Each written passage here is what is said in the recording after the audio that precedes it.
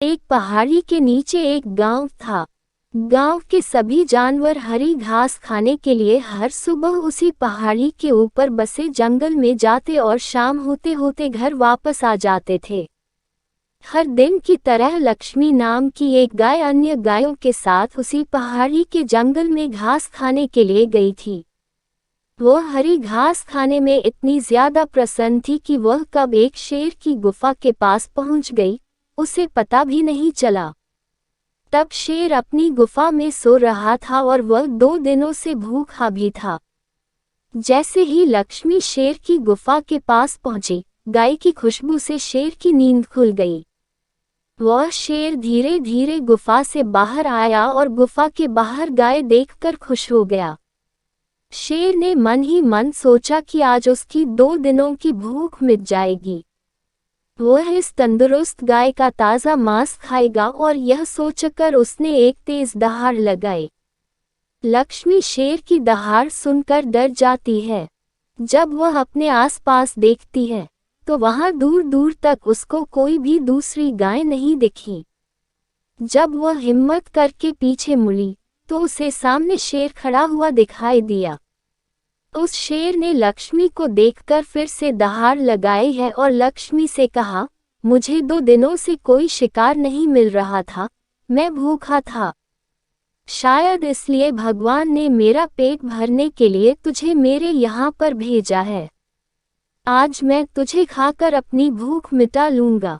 शेर की बात सुनकर लक्ष्मी डर जाती है। वह रोते हुए शेर से कहती है, मुझे जाने दो, मुझे मत खाओ। मेरा एक छोटा बच्चा है जो अभी सिर्फ मेरा ही दूध पीता है और उसे घास खाना अभी तक नहीं आया है।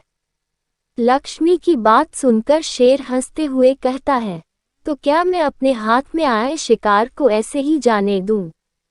मैं तो आज तुझे खाकर अपनी 2 दिनों की भूख मिटाऊंगा। शेर के ऐसा कहने पर लक्ष्मी उसके सामने रोने लगी और विनती करते हुए कहती है कि आज मुझे जाने दो। मैं आज अपने बछड़े को आखिरी बार दूध पिला दूंगी और उसे बहुत सारा प्यारा करके कल सुबह होते ही तुम्हारे पास आ जाऊंगी।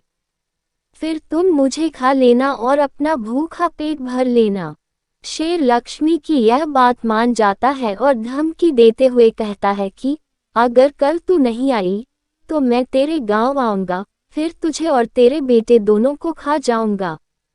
लक्ष्मी शेर की यह बात सुनकर खुश हो जाती है और शेर को अपना वचन देकर गांव वापस चली जाती है। वहां से वह सीधे अपने बछड़े के पास जाती है, उसे दूध पिलाती है और बहुत सारा प्यार करती है। फिर बछड़े को शेर के साथ हुई सारी घटना बताती है और कहती है कि उसे अब अपना ख्याल खुद ही रखना होगा। वह कल सुबह होते ही अपना वचन पूरा करने के लिए शेर के पास चली जाएगी।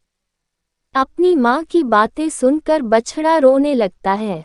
दूसरे दिन सुबह होते ही लक्ष्मी जंगल की तरफ निकल जाती है और शेर की गुफा के सामने पहुंचकर शेर से कहती है, अपने वचन के अनुसार मैं तुम्हारे पास आ गई हूँ। अब तुम मुझे खा सकते हो। गाय की आवाज सुनकर शेर अपनी गुफा से बाहर निकलकर आता है और भगवान के अवतार में प्रकट होते हैं। वह लक्ष्मी से कहते हैं, मैं तो बस तुम्हारी परीक्षा ले रहा था। तुम अपने वचन की पक्की हो, मैं इससे बहुत प्रसन्न हुआ। तुम अब अपने घर और बछड़े के पास वापस जा सकती हो। इसके बाद वे उस गाय को गौ माता होने का वरदान भी देते हैं और उसी दिन के बाद से सभी गायों को गौ माता कहना शुरू कर देते हैं। कहानी से सीख, हमें जान की बाजी लगाते हुए भी अपने दिए हुए वचन को पूरा करना चाहिए। यही हमारे दृढ़ व्यक्तित्व को दर्शाता है।